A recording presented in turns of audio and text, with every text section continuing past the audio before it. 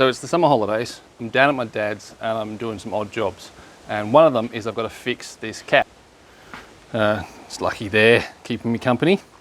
So I bought a box of tools, but I've got to replace the tongue here that the base sits on.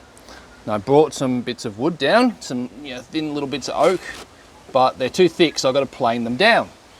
So what I've done, in very Japanese tradition, I've made a planing bench, which is something that Japanese craftsmen used to do. They'd travel, they'd bring their tools, and when they got there, they'd make their own bench.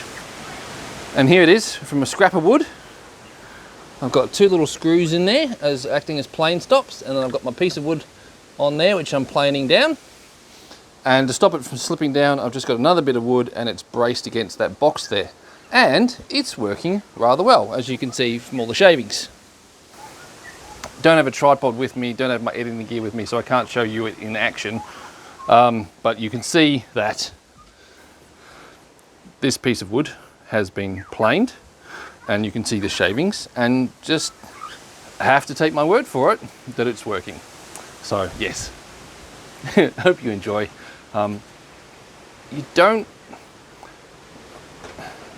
Japanese woodworking often comes across as highly sophisticated and incredibly involved, and sometimes it is. But other times, a lot of Japanese carpenters, they were working on job sites, they just made things work.